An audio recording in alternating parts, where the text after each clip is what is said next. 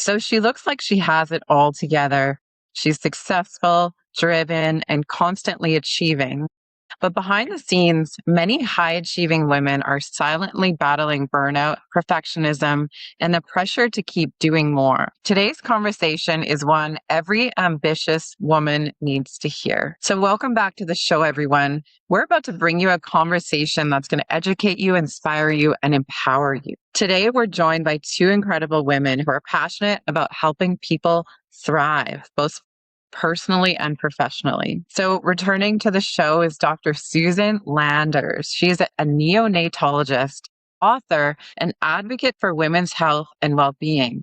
And throughout her career, she's cared for thousands of families while becoming a trusted voice on burnout, motherhood, and finding balance in demanding careers. Joining her today for a wonderful fireside chat conversation is Dr. Alicia Newsome. She's the founder of Body Wellness Institute and an expert in helping high achieving women prioritize their health while leading with confidence and purpose. And today, together, they're going to explore why perfectionism has become an epidemic among successful women, how leadership and constant achievement can lead to burnout, and the practical mindset shifts every woman can make to create success without sacrificing her well-being. So please join me in welcoming Dr. Susan Landers and Dr. Alicia Newsome. I hope you guys enjoy the conversation. Thank you, Lisa. It is my pleasure to have Dr. Alicia Newsome here with us. She is actively participating in corporate wellness programs and coaching leaders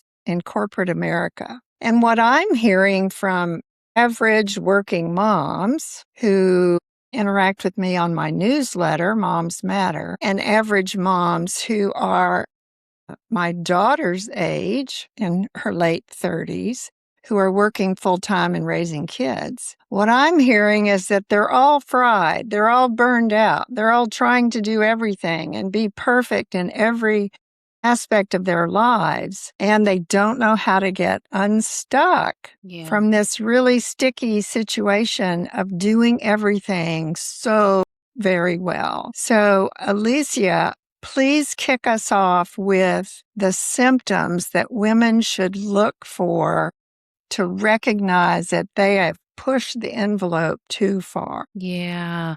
So thank you so much for having me here today. And I definitely understand. I'm a mother in my 40s. I have 3 kids and I own my own business and work, and do all the things. And I've experienced burnout myself as well, too, when I had first had my little ones. And they were both in diapers, both 2 and 3 years apart. They were 2 and 3 years old. And had them back to back. And I would see patients all day and I would hurry up, go pick my kids up from daycare. And I would just hurry up and feed my kids, get them ready for bed because mama needed to go to bed. I was exhausted all the time. I could easily, when the weekends rolled around, I'd head to a friend's house. Maybe someone's having a potluck and, everybody's bringing food over, ready to hang out. And then I sit down on the couch and I just fall asleep because I was tired all the time. And those are early signs and really later signs of burnout when you're just tired all the time. Even if you have a full night's rest and then you still wake up and you're exhausted. You need coffee to get through the day. You're struggling with like brain fog or trouble focusing or even decision fatigue. That's a big one as well too. When it's just like, I don't want to make another decision. I don't want to think about what do we got to eat tonight or what are we doing this weekend? Like just where like making little decisions become really hard. That can be signs of burnout as well too. What I noticed in the NICU when I was practicing and running back and forth between the hospital and 3 kids at home was I felt like I wasn't doing anything well enough or good enough. I felt like I was sort of leaving my kids in the lurch because I was working so much. And when I was at work, I felt like, well, am I doing a perfect job for these babies and their parents? And so I would stay extra hours. I would not shut down at 5 or 6 p.m. to go home. And I would carry my stress from work home with me. That was a huge red flag for me. And somebody told me to set an alarm for 5 o'clock and whatever I was doing at 5 p.m., put it down and go home. And that was one of the biggest impactful things that I did to make more time for myself and more time for my children. Yes, I love that. You and I align so much because my book's Worthy of Rest and then yours is Good Enough is your superpower. And it both just goes on these like underlining threads and thought processes that women have. I'm almost finished with your book too. It's so good. And, Thanks. where we don't feel like we're enough, it's like I'm not good enough at what I'm doing at work, there's still always like a milestone, something for me to achieve, something I didn't get done. And then as a mother, a wife, like all these different roles, I definitely used to feel that where it just felt like I'm not enough. So I love that idea of that you have, I call them transition routines where we transition from work to home, and actually doing something that's almost like a ritual between activities to also let your nervous system and your body know, okay, now I'm turning off work and then I'm moving into work. So that could be as easy as like turning on a song that you love. It could be, using some essential oils. It could be taking 5 minutes to use a coloring book, doing something that you really enjoy, even if it's just a few minutes to really let your nervous system and your body know it's time to turn off work, just like we do with our kids when they're little. We Right. get them ready for bed. My son knows when I say it's time to go take your bath, he's going to take his bath. We're going to, wash him up, lotion him down, put his pajamas on him, read a book to him, and he knows, all right, now I'm going to bed, right? We as adults need to create things like that for ourselves. It can be very helpful in transitioning into different parts of our lives. I try to transition in my 40s. I would come in the door and tell my kids, give me 5 minutes. And I would go to my bedroom and try to meditate. And, there was still noise outside or Yeah. soft knocking on the door. And of course, it didn't work. And then I discovered that if I drive into the garage and I sit in my car for 5 minutes, I was listening to Enya, real soothing music, Yeah. music to do yoga and meditate by, and breathe and try to let go of what stress I had at work that day. Those 5 minutes were golden. It was Yeah. how I learned to enter my home. And then I gave my kids the attention that they needed and wanted. And instead of talking about my stressful day with my husband, I could pay attention to what they wanted to tell me about their day. And I Yeah. could ask what had been challenging or good for them. And that single transition, the 5 or 10 minutes before I walked in the door, helped me so much to unload my work stress. Yes, you gotta do it before you hit the house, hit the door, go inside because those kids will knock and, it's already like mind is going on like what everybody else needs. So definitely before you get into the house, I work from home. So I have to create like my routine, like in my office before I like cross the threshold going into the rest of the house. Yeah. But there's still a threshold. There's still a transition. Yes. And that's a good point because we have to recognize those door jams, whether we need to put our hand up and pause and take 3 very deep breaths, whether we need to kind of step back and pause and sigh. Once I learned breathing routines, I was so much happier. I used to Yeah. think breathing was sort of automatic and no big deal. But when I learned that the physiologic sigh, taking a big deep breath and then a little top off and then a huge exhalation sigh, when I learned that that was a stress reliever, I used it a lot in my work. Yeah. And then at night, if I was laying in bed ruminating about whether the PTA slip was signed, whether the pediatrician appointment had been made, whether the parent-teacher conference was scheduled, what was my husband doing and was he pulling his weight, and all the things we ruminate about as mothers, I learned that 4-7-8 breathing was so effective. You take a deep breath in for 4 seconds. You hold it for 7 seconds. And of course, you're counting to yourself, which distracts your mind from your ruminations onto your breathing.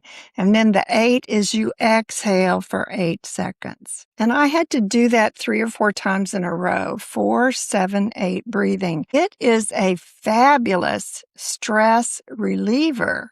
And you can do it anywhere, anytime. I use it in the evening to help me shut my mind down because I tend to Yes. ruminate once I go to bed. How about you, Alicia? What's your favorite way to pause and settle? Yes, so I'm a big advocate of the breathing as well too. I do box breathing, which is 4 counts in, and then you hold for 4 counts, and then you release for 4 counts, and then you hold it after you breathe all the way out for 4 counts, and do that 4 times. But both of them are incredible. And one thing that I find is a lot of times as moms, like we're doing a lot of shallow breathing. We don't even realize it. Like we're just like all up in our chest, everything's tight. So breathing techniques really help us to be able to like release, take like deep breaths in and deep breaths out, which is really important. So I love that about with your 4, 7, 8, that Yeah. breathing out for that long is so good because oftentimes we don't do that. We run our culture as working mothers on stress. Yes. Some stress is good, but excessive stress is not good. And what that does is it revs up our sympathetic nervous system, the fight or flight part of us. And whether you hold your breath or whether you breathe shallow, when your sympathetic nervous system is keyed up, it tends to stay keyed up unless you teach it to settle down. And that's what the breathing does. It stimulates your parasympathetic nervous system, which is the calming, rest, and digest. So physiologically, breathing exercises work really well for handling stress acutely. It's not the only way, but Yes. it's a great way when you've lost your mind and you feel on edge and you just need to take the edge off quickly before you interact with a child who's driven you up the wall. Any of those breathing techniques will innervate and activate your parasympathetic nervous system to settle you down, to calm your nervous system, and then you can reset. And it really does feel like a reset. Yes. Yes, the parasympathetic nervous system is so important because that's where our rest comes in, our digestion. So we call it rest and digest. Also, baby making, like hormones. Even if you're done with that stage, you still need those sex hormones. And I always give the example that if a bear was running after you, right, your body goes into that fight or flight state, that sympathetic nervous system. You're either going to fight that bear or you're going to run away so that you can get to safety. So once that's done, typically our body should go back into parasympathetic state. Our bodies were only created for like short term stress, like fight or flight, get rid of the danger, go back into rest and digest. But a lot of times we stay in this sympathetic dominance where we're always kind of on edge, fight, flight. And I always say, if there was a bear running after you, the last thing your body would think is now is a great time to make a baby, right? Those sex hormones that are so important for so many different functions in our body, even beyond making babies, our body is going to say, no, right now we're focused on survival, even digestion and getting nutrients from our food. It's so important to be very intentional because the world and culture that we live in is go, go, go, go, go. It will have us stuck in that sympathetic state. And there's no bear. Right, when there's no bear. So why is it that women tend to take on so much and set high goals for themselves, especially accomplished women, and even when they accomplish something, college, a graduate degree, a certain certification, they feel good, but then, okay, what's the next thing? Why is it that women who are accomplished tend to achieve and seek achievement and overachieve? Where do those messages come from, Alicia? I think a lot of times they come from our childhood and also traumas, big T, little t, just like small things that have happened to us, big things that have happened to us, where we tell ourselves stories about ourselves that aren't necessarily true, or people have told us, where we feel like, I'm not good enough, or you might feel bad, or I'm wrong. A lot of times we'll default into a younger version of ourselves, like almost like when we're triggered. Something happens and then we're like, oh, I'm not good enough, or I'm always messing up, or nobody ever helps me, right? We default into these, what I call their stories, that aren't necessarily true, but we believe them. They go back into maybe like an 8-year-old version of ourselves who maybe was told that, or had our feelings hurt, or we were the person that wasn't picked. And that comes up a lot of times in situations. And I'm really big on, for women, for us really acknowledging the emotions that we feel. So a lot of Good times when point. things happen, I was always taught, push it down, like push through, keep going. Ran track, and our motto was go hard or go home. Like our coach, Ugh, you could throw up on the side of the track, but she's like, go home then.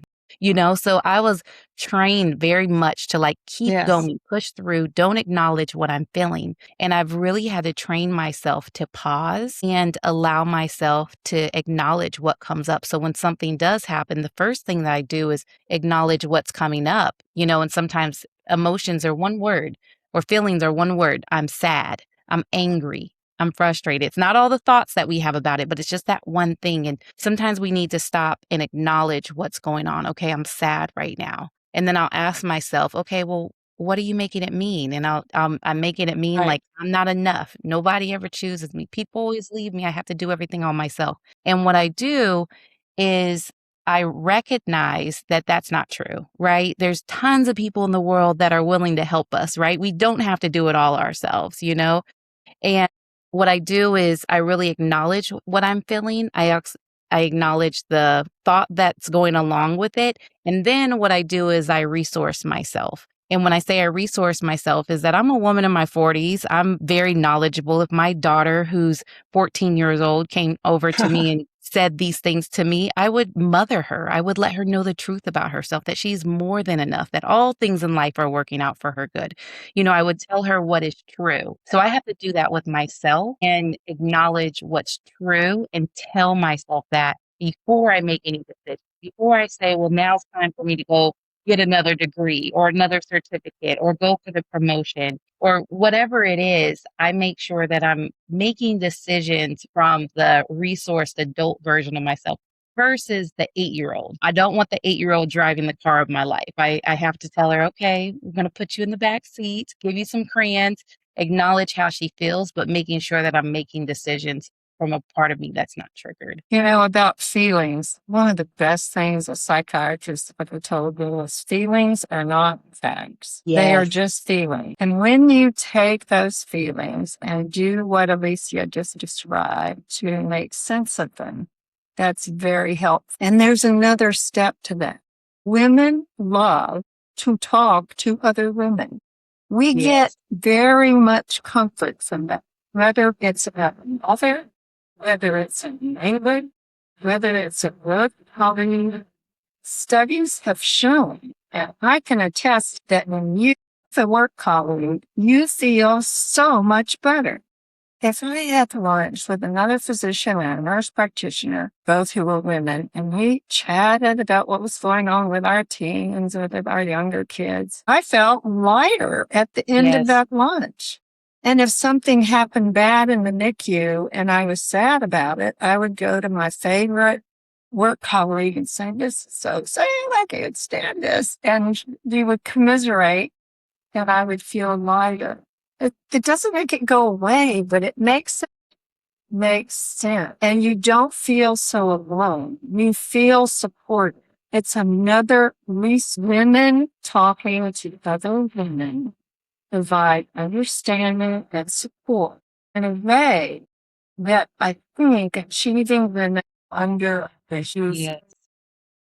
There's also the part of that when we're experiencing that connection with another human being, that we're producing those same hormones that we produce when we're breastfeeding our child, when we're that oxytocin that's coming out. And that Oxytocin. often combats that hormone cortisol, that stress hormone there as well too. So that connection, and especially when we're able to have deep connections with other human beings, it does wonders for just how we feel inside and also our physiology as well too. I've been reading a lot about longevity and how to improve with aging since I'm retired and of course, exercise is on the list. And social connections are on the list. And I know all the working mothers are rolling their eyes going, yeah, but I don't have time to exercise. And I'll tell you a couple of stories. I took a friend with me to yoga class on Saturday. We both did it together and we enjoyed it. We held each other accountable. And because I took that friend with me and we made a deal to go every Saturday, Yes. it was helpful to both of us. Now I do resistance training with a group of older women at the gym, and we're all like buds. And I get the biggest kick out of connecting with these women. I never knew them before in my working life. One was an editor, one was a nurse, one was a businesswoman, we're all different. And we get the biggest kick out of lifting weights together in a class for older women. And so social connection, in addition to exercise, especially tied to exercise, even walking around the block is crucial for working women who are highly stressed.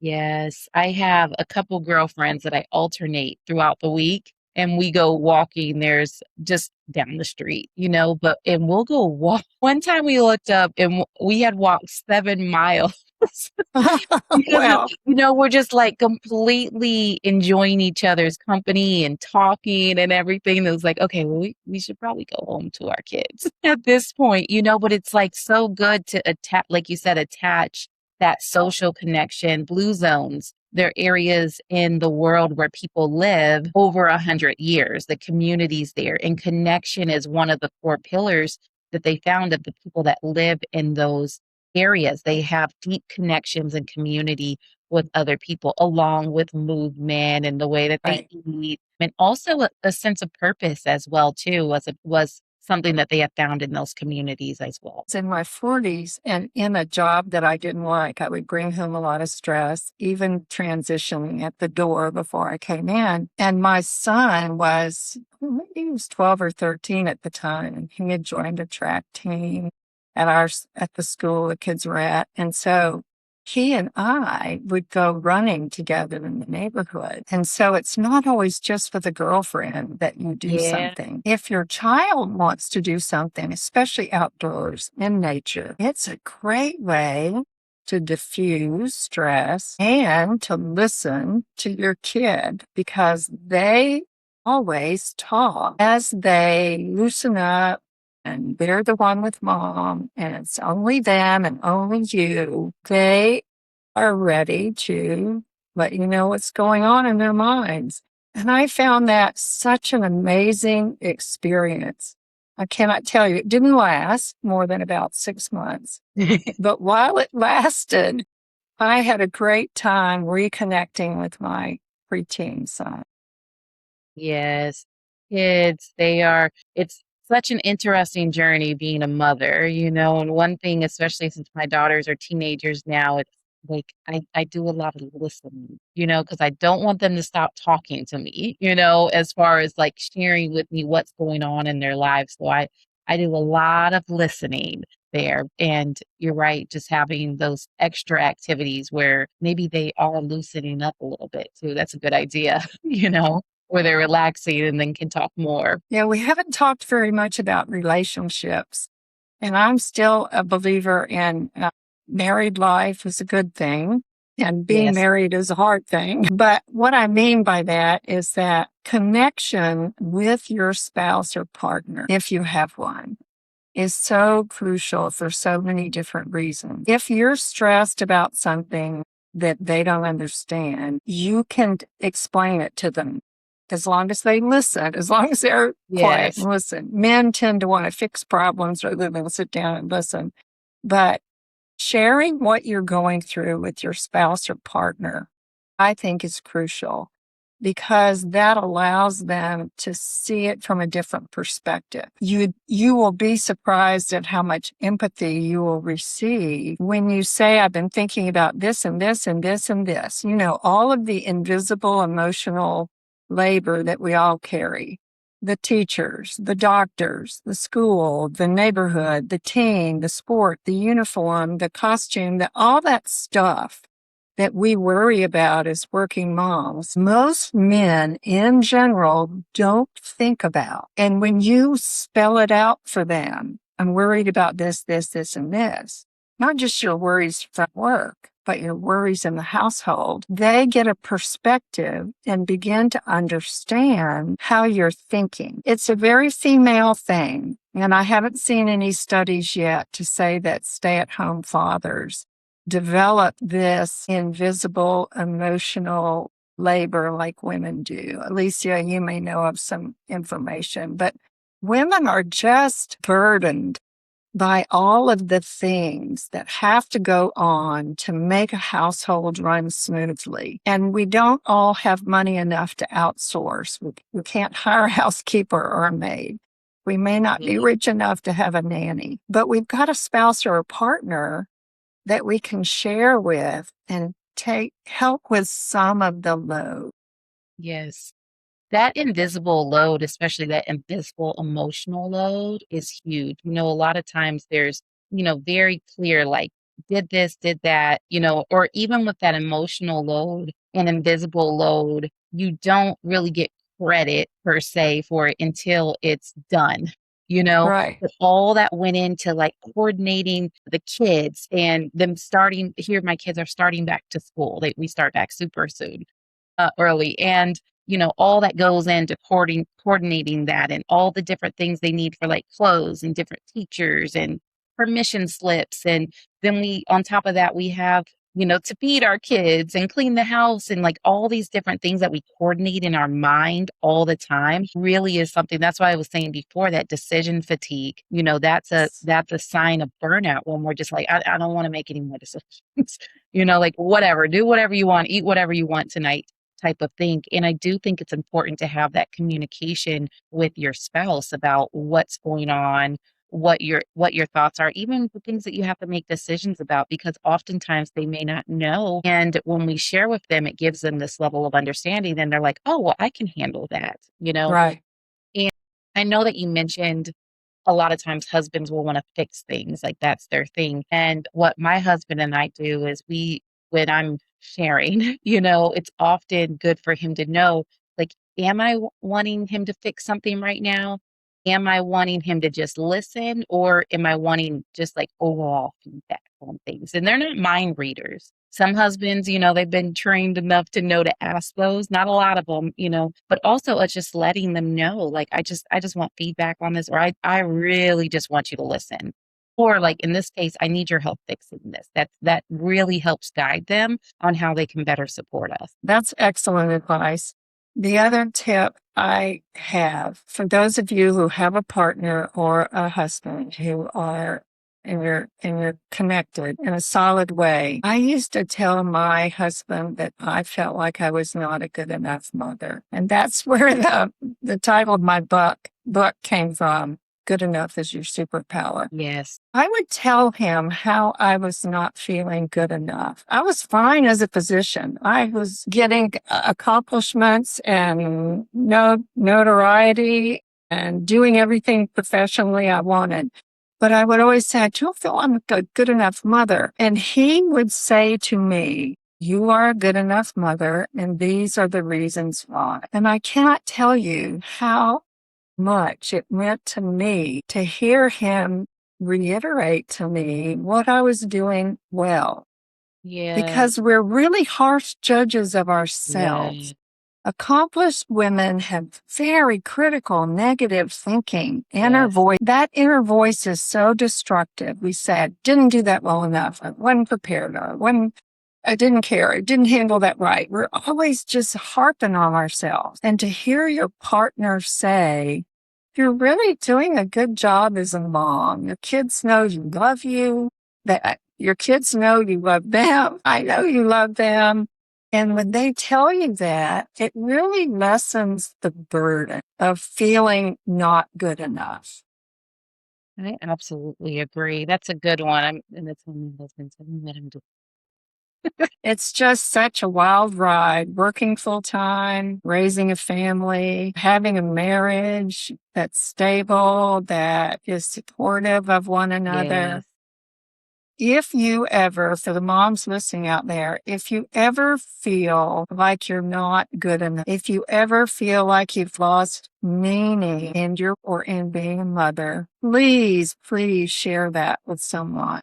A friend, a partner, a spouse, a professional Yes. therapist. Alicia is a coach. She might give us some input about the places that women can seek support when they feel like they're burned out. Yes, I definitely think community is a big one. Having community around you, whether that's in churches or places that you volunteer, your kids' school, like having, as we talked about, a group of women or, males in your life as well, or your kids, or expressing yourself to your husband, like having that community is a really good place for support. If you're dealing with major like mental health issues, then definitely speak to a psychiatrist or a psychologist. That is very, very important to reach out for help in that way. If you're dealing with burnout, trouble losing weight, digestion issues, fatigue, all of those different types of things, oftentimes coaches, functional medicine, that's a good place to start as well. A lot of us have virtual practices where you don't even have to leave your home nowadays. You can have lab work sent directly to your home, find out what's going on inside your body, send the test back to the lab, and then we can review your results. So find someone in your area or reach out to someone that has a virtual practice like myself as well too, can be extremely important. And yourselves of my book, Good Enough is Your Yes, Superpower, and Dr. Newsome's book, Rest. What's the title? worthy of Rest and rest for the woman who's Worthy of tired being the Rest. strong one.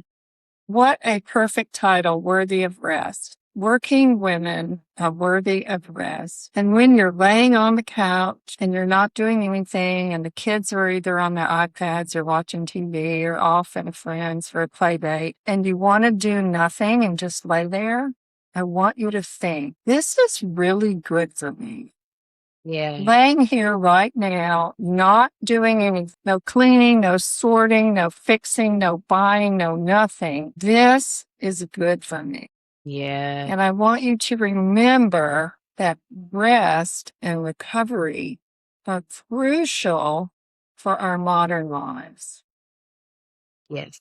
Alicia, would you give us some final pieces of advice for working mothers who might feel like they're burned out? When you had brought up the thing about rest and recovery, it made me think about professional athletes. And at the highest level, they rest and they recover. You would never see, LeBron James or, a high level athlete just go every single day, practice, go throughout the day without having those days where they have recovery. And it's so important for our body. It's so important for our physiology. And it's so important for our calling and our purpose here in life, whether that is with our children or with our work and all the things that we want to do. If we run our bodies into the ground, then we don't have anything left for us to fulfill our purpose. That's such excellent advice. Please, working moms out there, take it easy on yourselves. That Yes. inner voice that's negative is really hard and harsh, and you need to tell her to be quiet. Hop in the Shut it back back. seat, Yeah. tell her I get it. Hop in the Yeah, back tell and keep that making mean the girl decision. to sit down in the back seat and strap in and shut up because you're doing the best you can do. Yes, I love that image of putting your childhood harsh inner voice in the back seat. That's great. yes, yes. Oh, Alicia, Dr. Alicia Newsome, thank you so much for your invaluable comments. This has been a really fun conversation, and I hope all the moms listening have enjoyed our little utterances of realism and advice. Yes. Thank you so much for having me today. This has been a really good conversation. Thanks. You're so welcome. Thanks.